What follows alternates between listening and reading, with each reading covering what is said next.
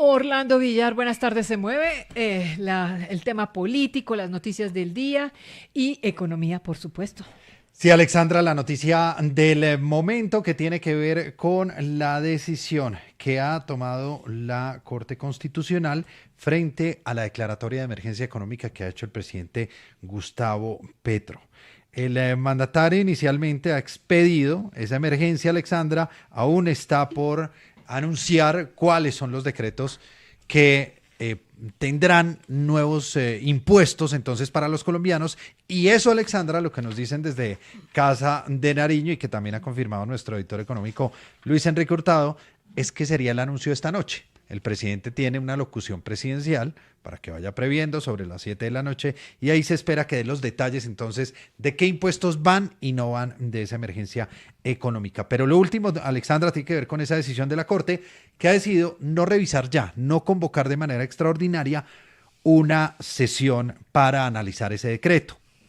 Se va a convocar cuando regresen de la llamada vacancia judicial el 13 de enero y de esa manera entonces pues no se dañan las vacaciones los magistrados, pero además quieren evitar un poco, Alexandra, que el gobierno nacional empiece a decir que los magistrados de las altas cortes están en contra, que eso nunca se había hecho, que nunca habían roto sus vacaciones entonces por venir a analizar un decreto que emite el gobierno nacional. Están curándose un poco en salud.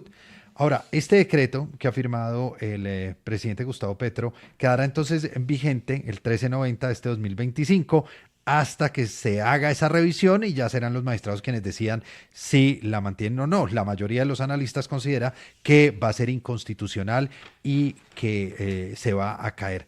Pero pues bueno, el tema aquí, Alexandra, es que queda un limbo jurídico.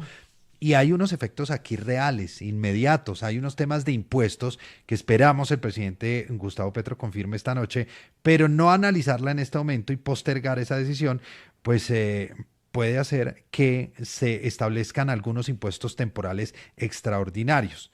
Por ejemplo, el tema de ganancias excepcionales a las grandes empresas, el tema de impuestos al patrimonio, sobretasa temporal al impuesto de renta, anticipo obligatorio del impuesto de renta, alguna reactivación al impuesto al consumo, como en licores, cigarrillos y juegos de azar, temas más fuertes con la DIAN y el llamado que es, el ministro ha dicho que tal vez no va, pero el 5 por mil, Alexandra, ese riesgo de que se aumente y de que automáticamente se lo cobren, ¿a ustedes pues cómo se lo devuelven? No, ¿Cómo no, se no, puede no, reversar esa no, medida? no, no Así que pudieron reversar el 4 por mil, que era temporal. sí, temporal. Como decía una frase, no hay, en impuestos no hay nada más fijo que un impuesto temporal. Sí, queda permanentemente en el Exacto. tiempo porque después de desmontarlo, pues no les hace mucha gracia. El tema es que todos estos efectos que tenga ese decreto y los que expide el presidente Gustavo Petro amparado con esta emergencia económica, pues tendrán entonces una forma muy difícil de reversarse si resulta que esa emergencia económica termina siendo inconstitucional. Bueno, pues revisemos eso más adelante, pero mientras tanto, quiero saber, Andrés, usted analiza este tema de la ley que quiere hacer nuestro presidente Petro con la emergencia económica. Pues Alexandra, lo que se ve ahí, y como lo decía ayer el abogado Ramiro Bejarano en un trino que puso, la ilegalidad no se puede combatir con ilegalidad. Es decir, el tema de la vacancia en estos días legislativa, pues no se podría convocar a unas sesiones extraordinarias por parte de la Corte para hacer que reviertan esa decisión o por lo menos que la analicen. Lo que sí es muy patológico y que se viene presentando con mucha preocupación es que históricamente ha pasado, pero sobre todo estos últimos 3 años y medio, se ha visto que en esta temporada de diciembre, pues por lo general sacan unas decisiones que ponen en apuros a todo el mundo, ponen en apuros a las mismas autoridades, a la gente que tiene que ver con esas mismas decisiones para analizar y para poder sacar.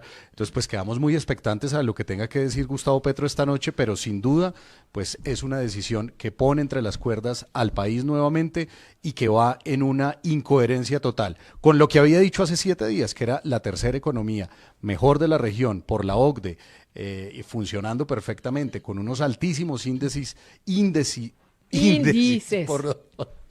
Índices, por Dios. Tengo viva. Ahí está para el viernes. No, pero tiene con esos razón, altísimos y ahora funcionando después, 7 días después, hablando sobre estos ¿Sabe mismos qué manejos en donde hay fastidia una un emergencia poco? económica. Que precisamente estamos en diciembre, la gente está en tema de Navidad, los regalos, y es como que creen que la gente está por estos días, pues eso, dispersa, que no vamos a estar leyendo todas las noticias como deben ser y como las quieren transmitir el presidente, y se siente uno como que nos quieren meter un gol.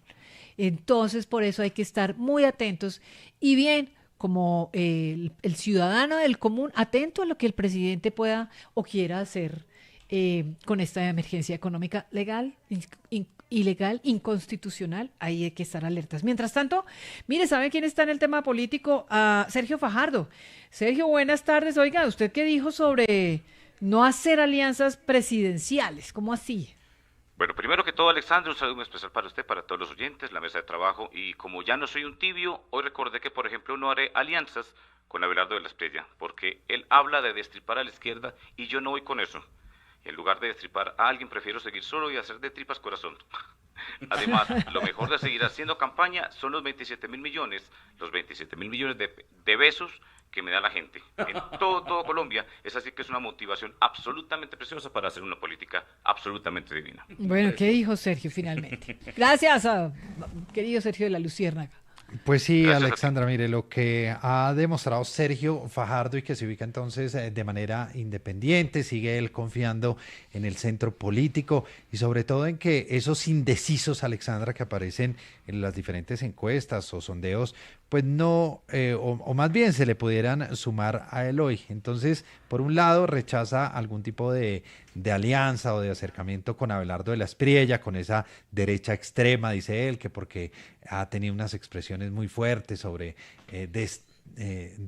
destripar, estoy igual que Andrés Hoyos, gracias no, Andrés. o desaparecer, destripar, Sí, borrar a la como izquierda. borrarla, pero y él pues siempre ha sido el académico decente que es, pero eso no le quita que haga un tipo de alianza política de cara a lo que fueran las elecciones del próximo año. Está tratando de seguir por ese camino del centro, pero eso sin duda, Alexandra, pues lo que hace es atomizar, seguir fracturando los votos de la centro derecha. Andrés Hoyos, analicemos estas pocas alianzas de Sergio Fajardo. Hay 3 visiones, Alexandra. Una que es la que pues debería ser en ese mismo sentido de la coherencia que él ha establecido muy bien desde siempre. Y es que la política, según él, con quien uno haga alianzas es con quien uno va a gobernar. Y pues no vale la pena entrar a hacer alianzas con personas que vayan a ser cuestionadas o después investigadas de alguna manera. Eso es lo loable de la política y lo que debería ser. Pero también está que el liderazgo político pues debería ser que se remangue las manos, las mangas, que se ponga las botas, que entre a la política, que se unte de la política y que depure la política desde adentro. Pero es que en cierta forma esa sobradez moral desde afuera para ver los toros desde la barrera, pues le ha costado muchísimo. Dese cuenta frente a sus primeras elecciones que tuvo más de 4 millones de electores, en sus segundas opciones tuvo 800.000 y ahora pues no se sabe cómo va a ir en un momento en el que el país lo está requiriendo desde la orilla de centroizquierda, centroderecha y la derecha también. Y otra también es una colombiana que sacó un video que se llama Camila Rojas, amparado en la Ley 1475 de 2011, en donde habla justamente sobre el reconteo de los votos y sobre lo que se obtiene por la monetización de esos mismos votos. Entonces, haciendo un conteo de lo que vale cada uno de los votos, pues también es muy rentable para los candidatos irse solos y poder tener en alguna parte ese recuento y pues que entra también como un buen negocio amparado en esa misma democracia que tienen los colombianos. Están esas 3 visiones y ojalá el señor Fajardo en este momento entienda la responsabilidad que existe como país, pues de tener una opción casi que en conjunto para no estar atomizados, como decía Orlando ahora.